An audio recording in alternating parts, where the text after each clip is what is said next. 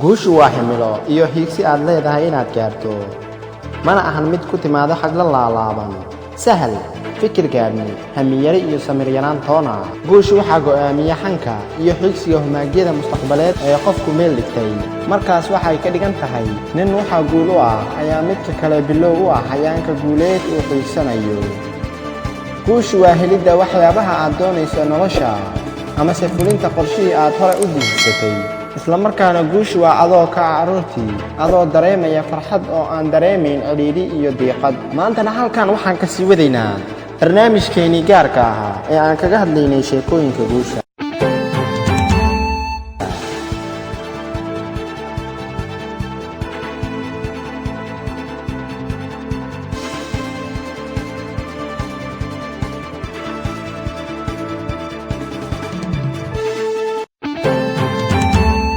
ramesh babu waa nin reer India oo milyaneer ah kaasi oo leh shirkad kiraysa baabuurtiisuna waxay gaarayaan 300 oo gaari haddii aanad fikir iyo aaminsanaan fiican ka haysan guushu waxa laga yaabaa inaad u malayso in Ramesh uu ahaa qof nasiib leh ama qof ay caabiyeen qoyskiisa inuu aasaaso ganacsiga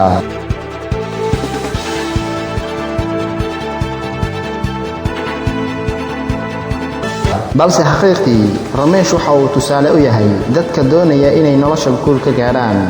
Ramesh waxa uu ka shaqayn jiray meel timajara ah kaasi oo adeerkiisa lahaa wuxuu maalintii oo dhan ku shaqayn jiray 5 rubi oo waqtiga ahayd lacag aad u yar Ramesh waxa uu tagi jiray timajaraha caruurtii waxbarashada uu college ka dhigan jirayna wuxuu tagi jiray casirkii intaa kadib waxa uu ku noqon jiray timajaraha waxa uu ka shaqayn jiray ilaa 1 habeenimo Ramesh waxa uu 3 waqti wax cuni jiray hal waqti oo kaliya si uu u noolaado sababtoo ah muu heli jirin lacag ku filan oo uu ku iibsado cunto kale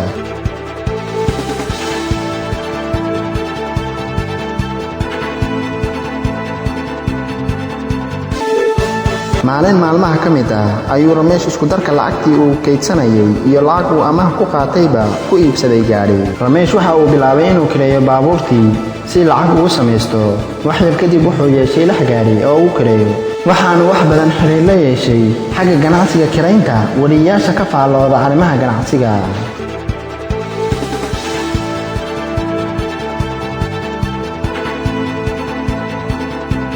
wuxuu bilaabay inuu iibsado gaariga nooca raaxada si uu u kireeyo dadka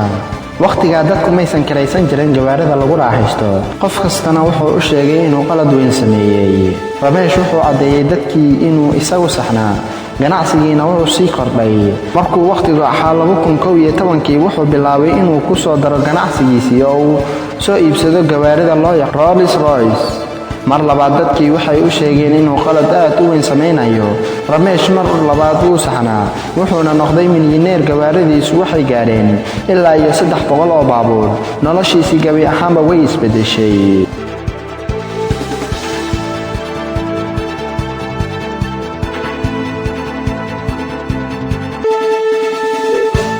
noloshu way adag tahay sida awgeed maxaa kula gudboon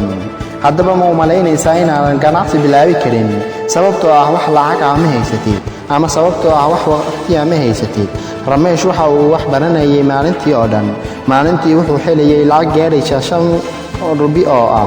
lacag aad u qiimo yar waxaad haysataa wax ka badan inta uu haystay Ramesh haddii aad u malaynayso in noloshaadu adag tahay waxaad ogaataa in dadka noloshoodu ka sii xumeyd ay sameeyeen horumar aad u ballaaran badanaa waxaa jiri doona qof ku niyad jabiya oo hoos ku dhiga ka hor inta aanu qaadin labadii talaabo ugu muhiimsanaa mixnadiisa dadku waxay u sheegeen inuu ku socdo jiha qaldan balse muu dhageysan dadka tanna waa waxa saxda ah ee dadka guusha gaara sameeyaan waxay raacaan riyooyinkooda xitaa hadday dad badan isku dayaan inay ka joojiyaan wadadii guusha uu maray Ramesh ma ahayn mid toosan oo waxyo iyo roog cas loo dhigay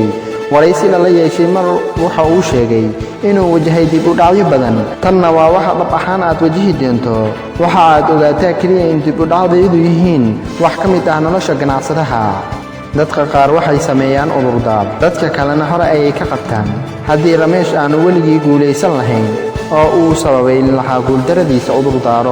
udurdaaradaas waxay noqon lahaayeen qaar macquul u ah dad badan haddaba waxaasoo dhan kadib muxuu samayn karaa qofka ku nool xaaladda sidaan u adagi si uu u horumariyo noloshiisa? Ramesh waxa uu caddeeyey in go'aan qaadashada iyo shaqada adagi u beddeli karaan nolol kasta oo dhinacyo fiican.